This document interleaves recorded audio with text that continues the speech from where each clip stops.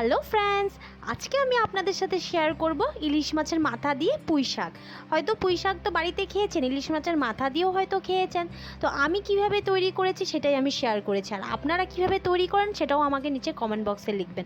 চলুন দেখে নিই। নমস্কার বন্ধুরা, পম্পি কুকিংয়ে সবাইকে স্বাগত জানাচ্ছি। তো এখানে আমি পুঁই শাকগুলোকে কেটে ধুয়ে নিয়েছি, একবারে আগের থেকে আমি কেটে নিয়েছি। তারপরে এখানে নিয়ে নিয়েছি আলু, কুমড়ো আর বেগুন, এরকমভাবে টুকরো টুকরো করে কেটে নিয়েছি। আর দুটো ইলিশ মাছের মাথা নিয়েছি। তো মাথাগুলোর মধ্যে নুন হলুদ লাগিয়ে প্রথমে মাথাগুলোকে ভেজে নেব। একটা কড়াইয়ের মধ্যে তেল দিয়ে দিয়েছি, তেলটা গরম হয়ে এসছে। তারপরে মাথাগুলোকে আমি একটু করে ভেজে নিচ্ছি। বেশি লাল লাল করে দরকার নেই, কিন্তু অল্প যাতে কাঁচাও না থাকে, তো মিডিয়াম করে ভেজে নিলে হলো। ওই কড়াইয়ের মধ্যে আমি একটা শুকনো লঙ্কা দিয়ে দিলাম, আর তেল ইউজ করি না, আমি অল্প তেলেই রান্না করে আপনাদের সাথে শেয়ার করি। তারপরে ওই সমস্ত কুমড়ো আলু বেগুনটা দিয়ে 1 মিনিট মতন ভেজে নিলাম। তো ভাজার পরে আমি পুঁই শাকগুলো দিয়ে দিচ্ছি।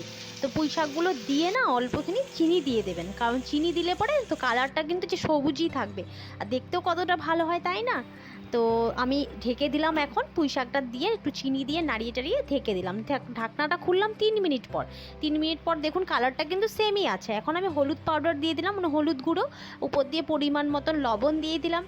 তারপরে দিয়ে দিচ্ছি 6-7টা কাঁচা লঙ্কা। তো কাঁচা লঙ্কাটা যারা বেশি না দিতে পছন্দ করেন তো কম দেবেন। আর এখানে আছে আমার জিরে, তো আমি ভাজা জিরেকে গুঁড়ো করে নিয়েছি। আর এখানে আছে 5 ফোড়ন ভাজাকে, এটাও আমি গুঁড়ো করে নিয়েছি। আর দুটো মাথা দিয়ে দিলাম প্রথমে। এখন এইগুলো না আপনারা শিলনোড়ার মধ্যে থেতো করে নিলেই হবে, যে ভাজা জিরেটাকে। আর এমনি মিক্সিতে দেওয়ার দরকার নেই, এইভাবে দিলেও হবে। তো দিয়ে একটু মিক্সড করে ঢেকে রাখলাম। তো ঢাকনিটা আমি আবার 5 মিনিট পরে খুললাম, দেখলাম যে ভালোই মজে গেছে।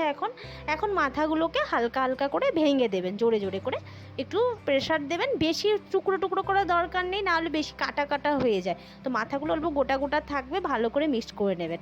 তো এই যে আমি মিক্সড করে নিচ্ছি, অল্প জল জল ভাবছিল সেটাও করে নিচ্ছি। তো এখন আমার হয়েই গেছে।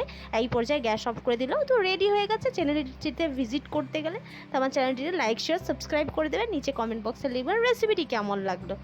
So please like share subscribe my channel. ভালো থাকুন, সুস্থ থাকুন। Tata, love you all.